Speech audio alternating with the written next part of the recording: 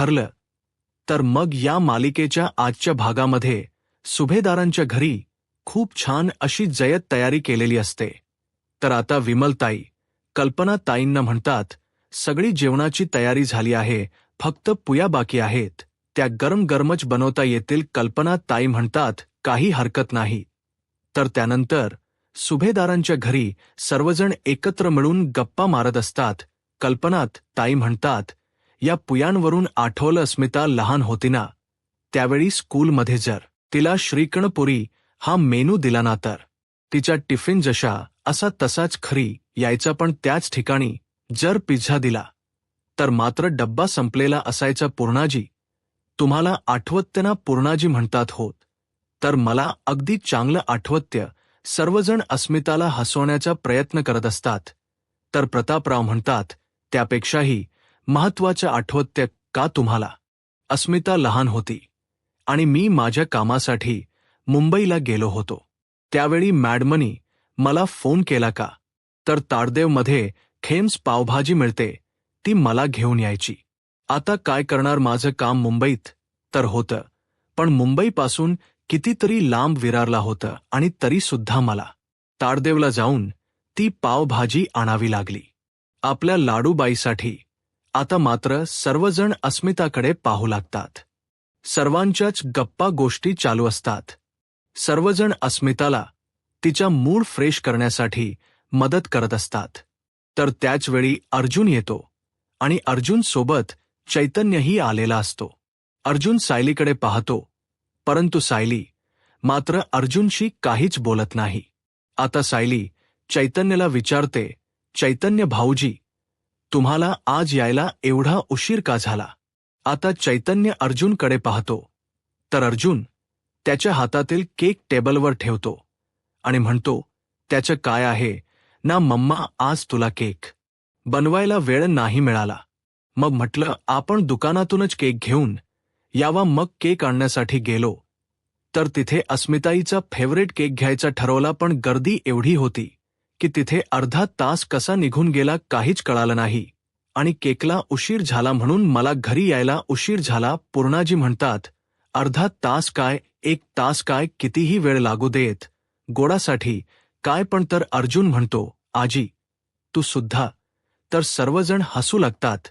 तर सायली पूर्णाजींना विचारते, पूर्णाजी केकचा वास म्हणजे त्याचा सुगंध बाळाला येत असेल ना? तर पूर्णाजी म्हणतात, हो. तर आता तर बाळाला सगळ्या गोष्टी कळत असणार आहेत. हळूहळू सगळ्या गोष्टींची ओळखही त्याला होणार आहे. तर अर्जुन म्हणतो, म्हणजे आजचा केक जर बाळाच्या पर्यंत पोहोचला तर बाळ जन्माला आल्यानंतर रडण्याऐवजी केक केक असंच बोलेल. सर्वजण आता हसत असतात. तर चैतन्य म्हणतो, परंतु मला सांगा आजच्या मेनूच काय? प्रतापराव म्हणतात, चैतन्य अरे थांब, थोडा धीर धर, तुला आम्ही जेवायला वाढणार आहोत. चैतन्य म्हणतो, घरामध्ये मध्ये नावाची एक अन्नपूर्णा आणि चवीच्या 3 अन्नपूर्णा असताना मला हा प्रश्न विचारावाच लागणार की नक्की मेनू काय आहे?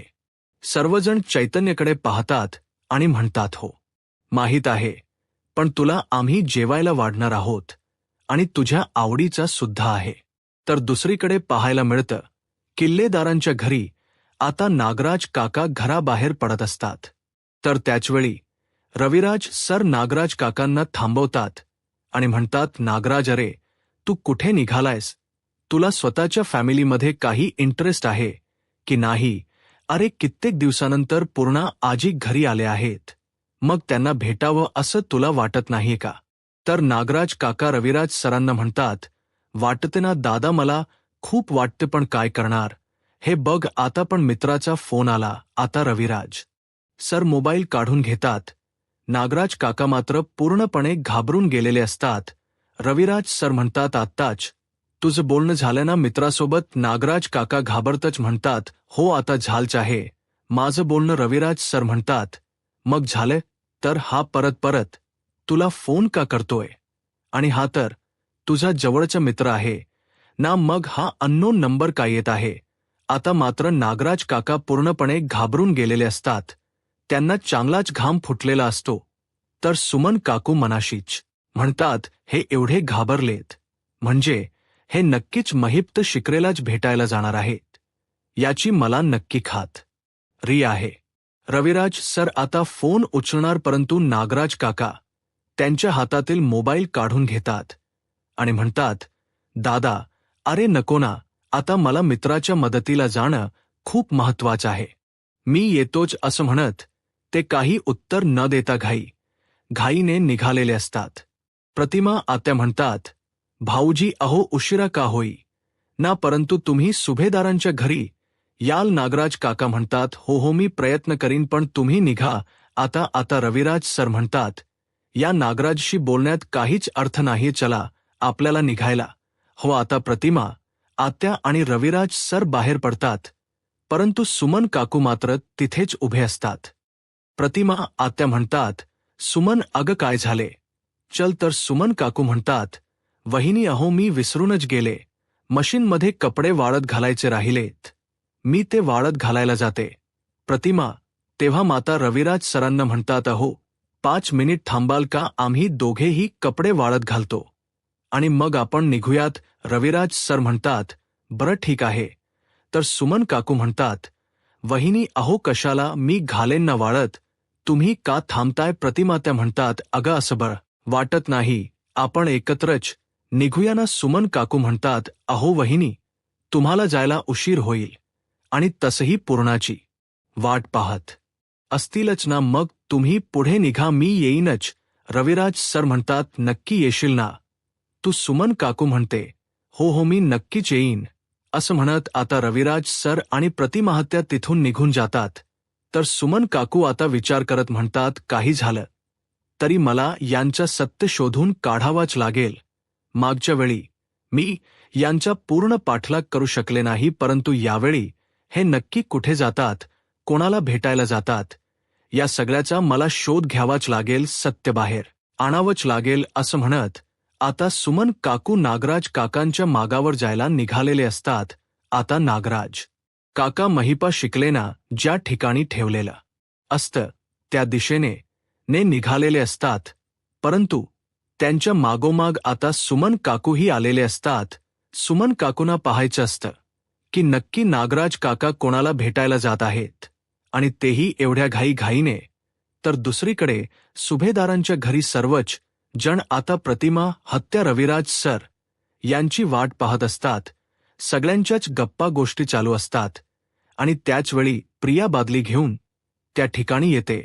आता सर्वजण तिच्याकडे पाहून हसू लागतात. तर पूर्णाजी म्हणतात, सगळ्या खोल्या साफ झाल्या आहेत ना. तर प्रिया म्हणते, हो. तर त्यानंतर सायली प्रियाला आठवण करून देत म्हणते, ही बादली इथे नाही ठेवायची, तर मागच्या बागेत ठेवायची. पूर्णाजी म्हणतात, जा ठेव जा, आणि हो अशीच नेऊन नाही ठेवायची, ती स्वच्छ करून ठेवायची आहे, नाही तर अशीच ठेवून येशील. प्रिया म्हणते, हो आलीच असं म्हणत प्रिया आता ती बादली घेऊन तिथून निघून जाते. आता प्रियाची ती अवस्था पाहून अर्जुन, कल्पनाताई, प्रतापराव, खर ती सर्वजण प्रियावर हसू लागतात. अर्जुन म्हणतो, आय लव्ह यू पूर्णाजी, अगं कसली शिक्षा दिली आहेस तू तन्वीला. तर त्यानंतर चैतन्य म्हणतो, खरं तर ही शिक्षा म्हणजे तन्वी जन्माला आली याचीच असेल ना. सर्वजण खूप हसत असतात, कारण तन्वीची झालेली ती फजिती पाहून सगळ्यांनाच खूप हसायला येत असतं. तर त्याचवेळी रविराज सर आणि प्रतिमा आत्या येतात. रविराज सर म्हणतात, हे काय, आम्ही येण्या अगोदर पार्टी सुरुवातही केली.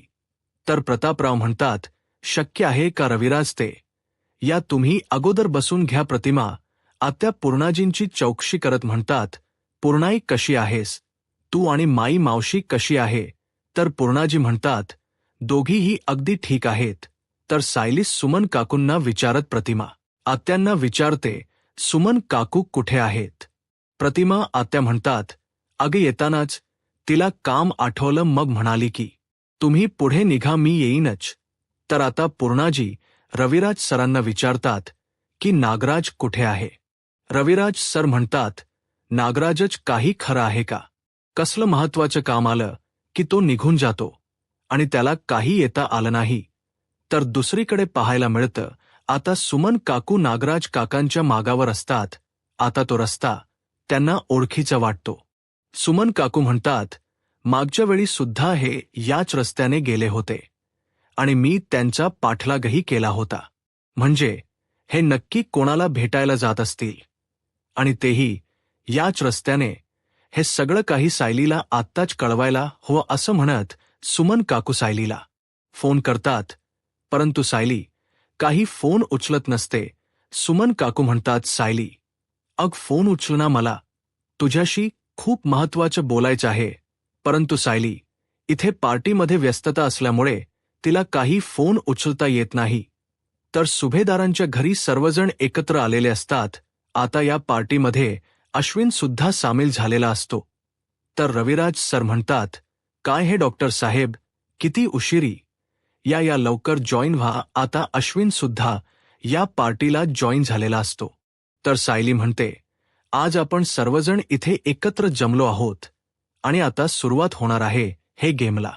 आता सगळ्यात पहिला गेम आहे तो म्हणजे या बाउलमध्ये सगळ्यांच्या नावाच्या चिठ्ठ्या आहेत आणि ती चिठ्ठी उचलणार आहेत अस्मिता ताई. आता जी चिठ्ठी उचलली जाईल आणि त्या चिठ्ठीमध्ये ज्याचं नाव असेल ती व्यक्ती ठरवेल की कुठल्या 2 व्यक्तींनी इथे येऊन नाचायचं आहे आणि मग त्या 2 व्यक्तींनी इथे येऊन आपला डान्स सादर करायचा आहे. रविराज सर म्हणतात, मी काय म्हणतो, जरी या चिठ्ठीत कोणाचंही नाव आलं आणि तरीसुद्धा मीच जर नाचायला आलो तर चालणार नाही का? आता रविराज सरांच्या या जोकवर सर्वजण हसू लागतात. तर सायली म्हणते, चला अस्मिता ताई, तुम्ही चिठ्ठी उचला. अस्मिता आता पहिली चिठ्ठी उचलते व त्यामध्ये नाव असतं अश्विन. आता अश्विन विचारतो, म्हणजे मी ठरवायचे आहे का की आता कोणी डान्स करायचा आहे? तर सायली म्हणते, हो अश्विन भाऊजी, आता तुम्ही अशी एक जोडी निवडायची आहे की जी समोर येऊन डान्स करणार. तर आता अश्विन म्हणतो, जर जोडी निवडायचीच असेल तर मम्मा आणि डॅड यांनी समोर येऊन डान्स करावा. तर आता प्रतापराव म्हणतात, मी कल्पनाताई आणि प्रतापराव यांना डान्स करावा लागतो. आता प्रतापराव आणि कल्पनाताई यांनी सुरुवात तर एवढी दमदार केलेली असते की हृदयी वसंत खुलताना या गाण्यावर धमाकेदार परफॉर्मन्स दिलेला असतो आणि सगळ्यांनाच खूप हसवलेलं असतं. खूप छान आणि खूप सुंदर असा त्यांनी परफॉर्मन्स केलेला असतो. सर्वजण टाळ्या वाजवत त्यांचे कौतुक करतात. तर दुसरीकडे पाहायला मिळतं सुमन काकू पुन्हा सायलीला फोन करण्याचा प्रयत्न करत असतात, परंतु सायलीचा फोन सायलेंट मोडवर असल्यामुळे तिला काही फोनचा आवाज येत नसतो आणि ती काही फोन उचलत नसते. तर इकडे सायली आता अस्मिताला म्हणू लागते, आता दुसरी चिठ्ठी. आता अस्मिता जी दुसरी चिठ्ठी उचलते तर त्या चिठ्ठीमध्ये नाव आलेलं असतं कल्पना ताईच. तर कल्पना ताई म्हणतात, आता मी ठरवायचं आहे ना? तर सायली म्हणते, हो आई, आता तुम्ही अशी एक जोडी ठरवा जी आता समोर येऊन डान्स करणार आहे. तर कल्पनात ताई म्हणतात, आताची समोर येणारी जोडी आहे पूर्णा आई आणि अर्जुन. तर पूर्णाजी म्हणतात, मी कशाला? प्रतापराव म्हणतात, नाही, चिटिंग नाही चालणार, डान्स तर करावाच लागेल. आता अर्जुन पूर्णाजींना घेऊन समोर येतो. सर्वजण टाळ्या वाजवतात आणि त्यांना प्रोत्साहन देत असतात. तर दुसरीकडे पाहायला मिळतं सुमन काकू पुन्हा सायलीला फोन करण्याचा प्रयत्न करत असतात, परंतु सायली काही फोन उचलत नसते. तर अर्जुन आता नाजीला ज्या गाण्यावर नाचवतो ते गाणं असतं बहरून आला हा मधुमास नवा. आता सर्वच जण पूर्णाजींच कौतुक करतात. खूप छान असा पूर्णाजीने डान्स केलेला असतो. अर्जुनच्या साथीने पूर्णाजी खूप छान डान्स सादर करतात. आता सर्वजण टाळ्या वाजवून पूर्णाजींच कौतुक करत असतात. पूर्णाजींचा डान्स सगळ्यांना इतका आवडलेला असतो की सगळ्यांच्या आनंदाला पारच उरलेला नसतो. आता इकडे मात्र सुमन काकू पुन्हा सायलीला फोन करण्याचा प्रयत्न करत असतात, परंतु सर्वजण एकत्र येऊन मज्जा मस्ती करत असतात आणि या सगळ्यामध्ये सायली मात्र आपल्या फोनला विसरून गेलेली असते. तिचा फोन सायलेंट मोडवर आहे हेही तिला माहीत नसतं. तर इकडे सायली आता अस्मिताला म्हणते, आता पुढची चिठ्ठी. आता अस्मिता पुन्हा एकदा एक चिठ्ठी काढते आणि त्या चिठ्ठीमध्ये नाव आलेलं असतं स्वतः अस्मिताचं. तर अस्मिता म्हणते, हे काय, माझंच नाव आहे. तर इकडे चैतन्य म्हणतो, आता कन्फर्म माझं आणि रविराज सरांचंच नाव असेल नाचण्यासाठी. तर अस्मिता म्हणते नाही रे तुमचं नाही, असं म्हणत आता अस्मिता सायलीकडे पाहते आणि म्हणते आता डान्स करणार आहे सायली आणि अर्जुन. तर सायली म्हणते छे छे माझं कशाला, इकडे मात्र अर्जुन खुश असतो. तर प्रतापराव म्हणतात नाही या सायली, आम्ही नाचलो ना मग आता तुला सुद्धा नाचावंच लागेल. अर्जुन म्हणतो मी नकार देत नाहीये माझी तर तयारी आहे, पण तुमच्या सुनेलाच बघा, तिलाच माझ्यासोबत नाचायचं नाहीये. तर पूर्णाजी म्हणतात सायली आत्तापर्यंत तुझी आम्ही गाणी ऐकले आहेत, परंतु आता तुला नाचायचंही आहे, तुला नाचताना आम्हाला पाहायचं आहे. आता मात्र पूर्णाजींचा आदेश म्हटल्यावर सायलीला डान्स करणं भागच पडतं. विमलताई म्हणतात आता तर सायली ताई पूर्णाजींचाच आदेश आहे, मग तुम्हाला डान्स करावाच लागेल. अर्जुन आता सायलीचा हात धरतो आणि तिला डान्स करण्यासाठी घेऊन येतो. तर दुसरीकडे सुमन काकू पुन्हा पुन्हा सायलीला फोन करण्याचा प्रयत्न करतात आणि म्हणतात सायली अग प्लीज फोन उचल, परंतु सायलीला आपल्या फोनबद्दल काहीच कल्पना नसते. आता अर्जुन आणि सायली डान्स करण्यासाठी समोर येतात. डान्स करण्यासाठी सायली अर्जुन तर पुढे येतात, परंतु अर्जुन सायलीला म्हणतो हे काय आता माझ्यासोबत नाचायचंही नाहीये का. तर सायली म्हणते परंतु नाचावं लागतं ना. तर अर्जुन हळू आवाजात सायलीला म्हणतो सर्वांसमोर नाही म्हणायला काहीच वाटलं नाही का. तर सायली म्हणते होकार द्यायला कारण तरी असायला हो ना. आता अर्जुन सायलीकडे पाहतो आणि म्हणतो हे बरं आहे, एकदा राग आला की 10 दिवस रुसून बसायचं. तर सायली म्हणते अशी एक चूक करायची की 10 चुका फिक पडतील, असं म्हणत आता दोघेही एकमेकांनी ठोंबणे मारत असतात आणि त्यात डान्सही करत असतात. सर्वजण त्यांच्याकडे पाहत असतात. एकीकडे डान्स तर दुसरीकडे त्यांची भांडणेही चालू असतात. आता सायली अर्जुन बहरून प्रीत अशी या गाण्यावर डान्स करत असतात आणि त्यानंतर ज्यावेळी सायली अर्जुनच्या समोर येते त्यावेळी सायली मात्र अर्जुनमध्ये हरवून गेलेली असते. दोघेही एकमेकांच्या डोळ्यात पाहत हरवून गेलेले असतात. सर्वजण त्यांच्याकडे पाहत असतात. सर्वजण त्यांच्या प्रेमाचे साक्षीदार असतात आणि सर्वांनाच सायली अर्जुन ही जोडी भरपूर आवडत असते. त्यांचा डान्स आणि त्यांचं असणार एकमेकांवरच प्रेम. आता सायली अर्जुन एकमेकांमध्ये हरवून तर गेलेले असतात, परंतु त्यांना भानावर आणण्यासाठी सर्वजण मोठ्याने टाळ्या वाजवतात. सायली म्हणते बरं आता हा गेम पुरे, असं म्हणत सायली प्रतिमा हत्यांना विचारते प्रतिमा हत्या सुमन काकू कुठे आहेत. सुमन काकू अजूनपर्यंत आल्या नसतात. तर प्रतिमा आत्या म्हणतात काहीच कळत नाहीये, एव्हन ती यायला हवी होती, आमचं चुकलं, आम्ही तिच्यासाठी थांबायला हवं होतं, परंतु ती अजून का आली नाही, मला तर काहीच कळत नाहीये. तर सायली म्हणते नागराज काका कुठे आहेत, ते घरी आहेत का. तर रविराज सर म्हणतात नाही क नागराजला कुठल्या तरी मित्राकडे जायचं होतं, मित्राज कारण देऊन तो घराबाहेर पडला आहे, तो तर घरात नाहीये. तर सायली म्हणते बरं ठीक आहे, तुम्ही सर्वांनी गप्पा गोष्टी करा, तोपर्यंत मी सुमन काकूंना फोन करते, असं म्हणत सायली आता सुमन काकूंना फोन करण्यासाठी जाते, परंतु तिच्या काही मोबाईल सापडत नसतो. सायली आपला मोबाईल सगळीकडे शोधत असते, अगदी देवघरापासून. आता हे सगळं काही अर्जुन पाहत असतो.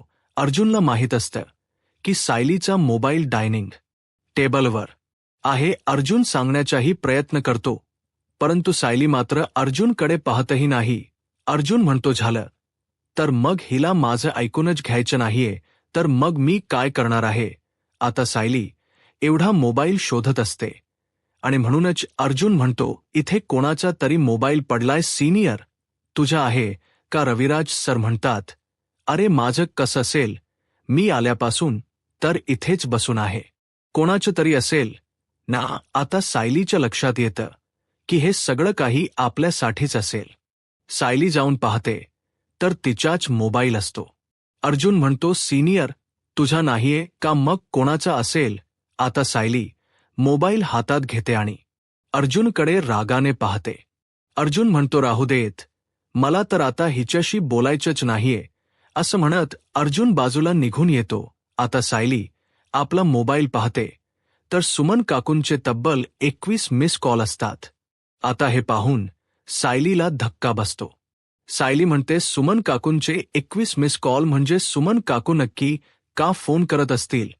काय काम असेल? सायली घाबरून गेलेली असते आणि घाईघाईने ती सुमन काकूंना फोन करते. सुमन काकू सायलीचा फोन उचलतात आणि म्हणतात, सायली, मला तुला काहीतरी महत्त्वाचं सांगायचं आहे. सायली म्हणते, सुमन काकू, तुम्ही कुठे आहात? सुमन काकू म्हणतात, मी रिक्षात आहे आणि मी तुला काहीतरी सांगण्यासाठी फोन केला आहे. परंतु त्याचवेळी समोर नागराज काकांची गाडी थांबते. आता सुमन काकू सुद्धा त्यांची रिक्षा थांबवतात आणि सायलीला म्हणतात, सायली, थांब, मी तुला थोड्या वेळाने फोन करेन. असं म्हणत सुमन काकू फोन ठेवतात आणि नागराज काकांवर पहारा देत असतात. सायली म्हणते, काय झालं असेल सुमन काकू? तर रिक्षात होत्या, मग त्यांनी असा अचानक माझा फोन का कट केला असेल? काय सांगायचं असेल नक्की? त्यांना जर याच घरी यायचं असेल तर मग त्यांनी एवढे फोन का केले असतील? सुमन काकू नक्की कुठे गेले असतील? काय काम असेल त्यांचं? असं म्हणत सायली पूर्णपणे घाबरून गेलेली असते. सुमन काकूंची काळजी वाटत असते आणि म्हणूनच सायली पुन्हा एकदा सुमन काकूंना फोन करण्याचा प्रयत्न करते. परंतु सुमन काकूंचा काही फोन लागत नसतो. तर दुसरीकडे पाहायला मिळतं, नागराज काका तिथे गाडी थांबवतात आणि उतरून आतमध्ये निघून जातात. हे सगळं काही सुमन काकूंनी पाहिलेलं असतं. सुमन काकू म्हणतात, हा गेल्यावेळी आलेले तोच रस्ता आहे, म्हणजे हा रस्ता तर तोच आहे आणि यांना भेटायला यायची जागा सुद्धा तीच आहे. हा तर रस्ता म्हणजे पेशी बाहेरचा रस्ता आहे आणि इतक्या निर्जनी ठिकाणी कोणीही येऊ शकत नाही. मी यांच्या मागावर जाऊ की नको? इथे जर काही झालं तर कोणाला कळणारही नाही. सुमन काकू घाबरलेले असतात. परंतु आता नागराज काकांचं सत्य शोधण्यासाठी सुमन काकू आपली भीती बाजूला करून नागराज काकांच्या मागावर जायचं ठरवतात. तर दुसरीकडे पाहायला मिळतं, सायलीला सुमन काकूंची काळजी वाटत असते. सायली सुमन काकूंचा विचार करत असते आणि त्याचवेळी घरी सचिन आलेला असतो. सचिनला पाहून सर्वजण सचिनकडे पाहू लागतात. आता याबद्दल रविराज सर आणि प्रतिमा आत्या यांना काहीच माहीत नसतं. आता सचिन तिथे आलेला कोणालाच आवडलेलं नसतं. अस्मिता तर सचिनकडे रागाने पाहत असते. आता सचिन अस्मिताला म्हणतो, अस्मिता प्लीज ये. असं म्हणत अस्मिताचा हात धरून तिला सर्वांच्या समोर घेऊन येतो. तर आता अस्मिता सचिनचा हात झिलकारून लावते. तर सचिन गुडघ्यावर बसतो आणि अस्मिताला म्हणतो, अस्मिता माय ब्युटीफुल वाईफ, खरंच अगदी मनापासून सांगतोय की माझं तुझ्यावर जीवापाड प्रेम आहे. अस्मिता, या सगळ्यांसमोर मी तुला प्रॉमिस करतो की यापुढे मी फक्त तुझाच विचार करेन आणि तुझ्यावरच प्रेम करेन, कधीच कोणाचाही विचार करणार नाही. आता अस्मिताला हे सगळं काही सचिनच नाटक आहे हे चांगलंच माहीत असतं. सचिन अस्मिताला खुश करण्यासाठी गिफ्ट घेऊन आलेला असतो आणि म्हणतो, अस्मी, मी तुझ्यासाठी एक छान गिफ्ट आणलं आहे जे तुला नक्कीच आवडेल. आता अस्मितासाठी त्याने एक छान कडा आणलेली असते. सचिन अस्मिताला त्याने आणलेलं गिफ्ट देतो. परंतु अस्मिता सचिनला म्हणते, या सगळ्यांसमोर तुझा जर हा ड्रामा करून झाला असेल ना तर आता निघ इथून. या सगळ्यांसमोर ड्रामा करायची काहीच गरज नाही. हे सगळं काही तुझं नाटक आहे. एवढं न करणे इतकी मी तरी मूर्ख नाही. त्यामुळे आता इथून निघायचं. आता मात्र सचिनला काहीच बोलता येत नाही. सचिन तिथून निघून जातो. तर सर्वजण अस्मिताकडे पाहत असतात. अस्मिता हसण्याच नाटक करते आणि मम्माला म्हणते, मी आलेच. अस्मिता तिच्या रूममध्ये निघून जाते. आता रविराज सर आणि प्रतिमा आत्या यांनाही विचार पडतो की नक्की काय झालं आहे. अस्मिताचा चेहरा इतका पडलेला का वाटत आहे? ते एवढी उदास का वाटत आहे? तर दुसरीकडे पाहायला मिळतं, नागराज काकांनी महिप्त शिखरेना ज्या गॅरेजमध्ये ठेवलेलं असतं त्या दिशेने ते येत असतात. आता सुमन काकू त्यांच्या मागावर असतात. सुमन काकूंना पाहायचं असतं की नागराज काका कुठे जात आहेत आणि म्हणूनच ते त्यांच्या मागावर असतात नागराज काकांना मात्र याबद्दल काहीच माहीत नसतं आणि सुमन काकू त्यांचा पाठलाग करत असतात. तर दुसरीकडे सुभेदारांच्या घरी आता सर्वजण गप्पा गोष्टी मारत असतात आणि त्याचवेळी सायली मात्र खूप उदास असते. ती सतत सुमन काकूंना फोन करण्याचा प्रयत्न करत असते. सायली म्हणते, सुमन काकू कुठे राहिले आहेत अजूनपर्यंत? त्यांचा काहीच पत्ता नाहीये आणि त्यांचा फोनही लागत नाहीये. तर इकडे अर्जुन हे सगळं काही पाहतो आणि म्हणतो, सायलीच नक्की काय झालंय? ती एवढी टेन्शनमध्ये का दिसत आहे? परंतु अर्जुनला माहीत असतं की सायली आपल्याशी बोलणार नाही आणि म्हणूनच आता अर्जुन चैतन्याला म्हणतो, चैतन्य जा, तिथे जा आणि सायलीला विचार की तू टेन्शनमध्ये का आहेस? तर चैतन्य म्हणतो, एक मिनिट, मी काय तुझं पर्सनल कबूतर आहे का? दरवेळी माझ्या पायाला चिठ्ठी बांधायची आणि कबूतर जा असं म्हणायचं. तर अर्जुन म्हणतो, आता गळ्याला चिठ्ठी बांधली आहे, जायचं मी सांगितलं ना, मग ते करायचं. तर आता चैतन्य म्हणतो, नाही जाणार. तुला सायलीशी बोलायला जायला काही फ्लाईट लागणार आहे का? ज्या तुझ तू बोल. आता चैतन्य काही जायला तयार नसतो आणि अर्जुनला काही बोलता येत नाही. इकडे सायली सतत सुमन काकूंना फोन करण्याचा प्रयत्न करत असते, परंतु काही केल्यास सुमन काकूंचा मात्र फोन लागत नसतो. तर दुसरीकडे सुमन काकू नागराज काकांच्या मागावर असतात. नागराज काका आता त्या गॅरेजपर्यंत पोहोचलेले असतात. आता महिप शिकच्याच माणसांना नागराज काका म्हणतात, काय रे, तुम्ही आतमध्ये गेला होता का? तर ते म्हणतात, नाही, आम्ही जाणारच होतो, परंतु तुमच्या आणि आमच्या शेठचा आदेश कधी आम्ही मोडला आहे का? आम्ही आतमध्ये नाही गेलो. आता सोमन काकू हे सगळं काही लपूनच ऐकत असतात, परंतु त्यांच्या हातून एक वस्तू तिथून पडते आणि त्यावेळी सर्वजण पाहू लागतात की तिथे नक्की कोण आहे. सुमन काकू लपून राहण्याचा प्रयत्न करतात, परंतु नागराज काकांना संशय आलेला असतो की नक्कीच इथे कोणीतरी आहे. तर येणाऱ्या पुढील भागामध्ये आपल्याला पाहायला मिळतं सुमन काकूंनी महिप शिकरे आणि नागराज काका यांना एकत्र पाहिलेलं असतं. सुमन काकू म्हणतात, महिप तर शिकले आणि आमचे हे आता हे सगळं काही मला सायरीला सांगावंच लागेल आणि म्हणूनच सुमन काकू आता सायरीला फोन करतात. सायली म्हणते, बोला सुमन काकू. तर सुमन काकू म्हणतात, सायली, मला तुला काहीतरी सांगायचं आहे. सायली म्हणते, बोला ना सुमन काकू, काय झाले? तर सुमन काकू म्हणतात, मी जे काही सांगते ते नीट ऐकून घे. आता मात्र ऐकल्यानंतर सायलीला धक्काच बसतो. तर दुसरीकडे अर्जुन सायलीला सतत फोन करण्याचा प्रयत्न करत असतो. तर चैतन्य विचारतो, काय चाललंय अर्जुन? अरे, घरात सर्वजण पार्टी करतात आणि तू असा बाहेर? तर अर्जुन म्हणतो, सायलीचा फोन लागत नाहीये आणि सायली घरात कुठेच नाहीये. आता सायली सुमन काकूंना वाचू शकेल का? आता अर्जुन त्या ठिकाणी पोहोचतो. यूट्यूब चॅनलला सबस्क्राईब करा आणि व्हिडिओ लाईक करा. धन्यवाद.